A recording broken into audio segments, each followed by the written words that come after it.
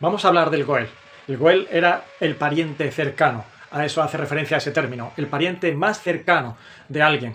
¿Y eso qué significaba o qué implicación tenía? Era la persona encargada de vengar a un familiar o de redimirlo.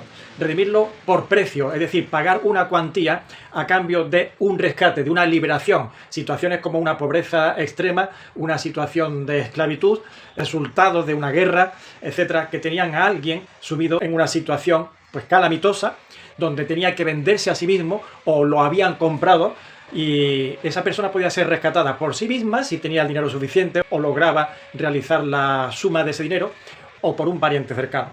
En Levítico 25, 47 al 49 habla de esta situación: si el forastero o extranjero que viviere en medio de ti pues se enriqueciere, y tu hermano que está junto a él empobreciere y se vendiere al forastero o extranjero que está contigo o a alguno de su familia, después que se hubiese vendido podrá ser rescatado por uno de sus hermanos, o su tío, o su hijo, o el pariente cercano de su familia. Según sus medios lo alcanzasen, también él mismo podría rescatarse. Un redentor es aquel que, siendo pariente cercano, tenía el encargo de liberar a alguien en una situación calamitosa. El caso más característico se encuentra en la Biblia, en el Antiguo Testamento. Se trata del caso de Ruth y Booz. Se trata de la historia de una mujer llamada Noemí, casada con un hombre, Elimelech, que tiene dos hijos. Ellos son de Belén, de Judá, donde nació el Señor precisamente.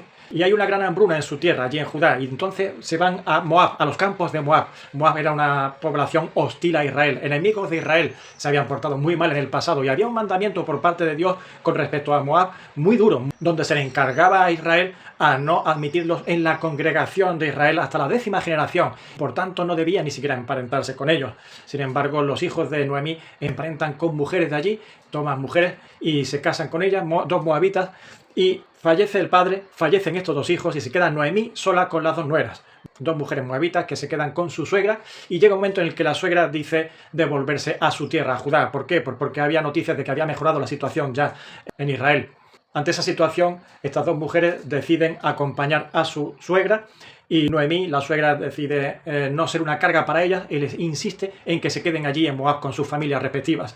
Sin embargo, de las dos, hay una, que es Ruth, que insiste, y hasta tal punto lo hace que dice la Escritura que Noemí ya no quiso insistir más tampoco en que se quedara. Las palabras de Ruth son maravillosas para con su suegra: donde quiera que fuere yo iré, tu pueblo será mi pueblo, tu Dios será mi Dios, donde vivieres yo viviré, donde murieres yo moriré. En esas condiciones es como Ruth acompaña a Noemí, y cuando llegan a su tierra se encuentran en una situación muy complicada. Una mujer con su nuera, una mujer ya de edad avanzada, donde se encuentran sin un sustento. En aquel entonces, pues la estructura familiar era fundamental para el sustento personal de alguien, y el hombre era el encargado del mantenimiento del hogar junto con los hijos, y las mujeres se encargaban de las tareas domésticas, pero el hombre era el encargado de traer el sustento a la casa y de esa forma garantizar la estabilidad económica de una herencia que después pasarían de familias en familias. Ante esa situación de soledad y desamparo, Ruth le dice a Noemí que saldrá a buscar espigas, y cuando hace eso resulta que lo hace en los campos de un familiar de su suegro, del marido de Noemí que murió, y que era rico, que tenía campos y era el tiempo de la siega de la cebada. Y entonces Ruth va a espigar, a recoger espigas que se le caían a los que iban segando los campos de cebada.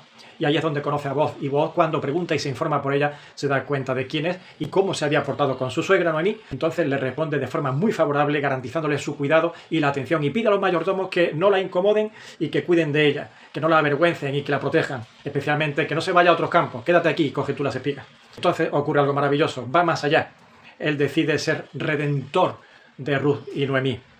En este caso, lo que ocurre es que él descubre que hay un familiar, un pariente más cercano, y entonces deja en sus manos ese deber. Pero le dice a Ruth: si no lo hace él, no te preocupes, que con toda seguridad lo haré yo, me ofrezco a ser tu redentor. Y así fue. El pariente más cercano rehusó redimirla y se encargó Booz de hacerlo. No era el más cercano, pero era el siguiente más cercano. De modo que Dios tenía algo muy bonito, algo precioso preparado para esas dos mujeres. Y lo que vemos aquí es algo importante, interesante, acerca de la cercanía del familiar. No era la cercanía técnica o legal la más importante, la que causó ese buen resultado en estas dos mujeres, sino la cercanía interna, la del corazón, la que estaba dispuesta a ayudar por encima de la sangre por encima del ADN incluso, que el lazo tan fuerte suele producir entre las familias, ¿no? Sin embargo, hay un lazo mucho más grande que es el amor, la compasión, la misericordia, la gracia. Y todo esto nos habla de Dios y de su relación con el hombre. Dios es cercano. Seguramente creas que si Dios existe, está demasiado lejos de nosotros, pero mirad lo que Él mismo nos enseña en las Escrituras. Deuteronomio 4:7 dice, porque qué nación grande hay que tenga dioses tan cercanos a ellos como está Jehová, nuestro Dios, en todo cuanto le pedimos. El Salmo 34:18, cercano está Jehová a los quebrantados de corazón y salva a los contritos de espíritu. Y en el 145 dice, cercano está Jehová a todos los que le invocan, a todos los que le invocan de veras. Así que la inmensidad de la infinitud de Dios no le hace estar lejos precisamente, pero mirad lo que nos dice respecto a nosotros, ahora la Biblia. La humanidad está en esclavitud, somos esclavos. Romanos 7:14 dice el apóstol Pablo, porque sabemos que la ley es espiritual, mas yo soy carnal, vendido al pecado. Qué interesante, como una persona era vendida como esclavo a alguien que había sido vencedor en una batalla o a otro pueblo que quería comprar esclavos. De esa forma el apóstol Pablo dice cómo somos las personas. Somos esclavos vendidos al pecado. El pecado se ha apoderado, se ha adueñado en nuestro Señor, en la vida de cada uno. Y no somos libres por más que creamos que lo somos. En Juan capítulo 8 Jesús dice, de cierto os digo que todo aquel que hace pecado, esclavo es del pecado. ¿Y quién de nosotros no hace pecado? Somos esclavos, evidentemente, del pecado. Y Romanos capítulo 6:17 dice, aunque erais esclavos del pecado, en otro tiempo, hablando a los creyentes. Así que ahí hay una declaración tajante de nuestra situación de esclavitud en el pecado. Pocos lo aceptan así, pero quienes buscan una salida y lo hacen en el propio hombre, fallan. No hay salida en el hombre, se equivocan. ¿Por qué? Porque el hombre falla. Salmo 38:11 dice, mis amigos y mis compañeros se mantienen lejos de mi plaga y mis cercanos se han alejado.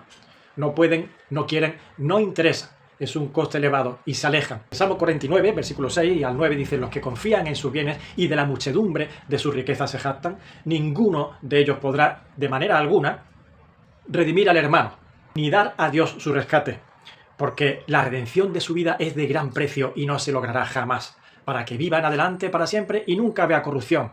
Y es que es así, la vida es de un precio tal que no hay forma de pagarla por parte de ninguno de nosotros.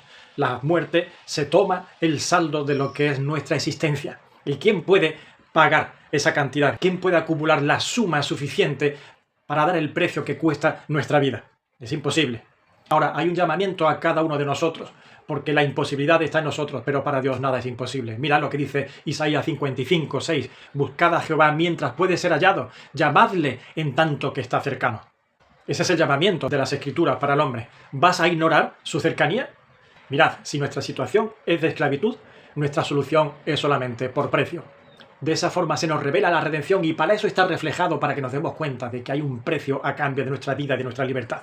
Y realmente Dios nos ofrece el rescate de nuestra vida por precio. Romanos capítulo 6:23 nos dice que la paga del pecado es muerte. Y 1 Corintios capítulo 6, versículo 20 dice, habéis sido comprados por precio. Así que efectivamente Dios quiere nuestra redención y nuestro rescate, pero eso supone un precio. Y sin embargo lo pagó, no rehusó hacerlo. ¿Cómo? Mediante Jesucristo, su Hijo. Solamente Cristo es y puede ser y quiere ser Redentor. Romanos capítulo 3, versículo 24 dice, siendo justificados gratuitamente para nosotros, pero no porque sea gratis, sino porque nosotros no lo vamos a pagar, por su gracia, mediante la redención que es en Cristo Jesús. Efesios 1:7 dice, en quien tenemos redención por su sangre, el perdón de pecados según la riqueza de su gracia. ¿Os dais cuenta? Redención en su sangre. No ha sido gratis, ha sido por precio, el precio de su propia vida. Derramó su sangre por nosotros, gratis para nosotros, pero a un infinito precio para Dios. ¿Quién puede pagar el precio de tu libertad y de tu vida? Solamente Dios, al precio de la sangre divina del Hijo de Dios. Dios es el más cercano. En Él encontramos el verdadero, auténtico y el más maravilloso Goel, nuestro pariente más cercano. No técnicamente, no por ADN, sino de corazón. Es el que ha mostrado su mayor deseo de amor por cada uno de nosotros y se acercó tanto que vino a rescatarnos en persona. Dios es amor, Dios es nuestro Redentor. El Señor os bendiga.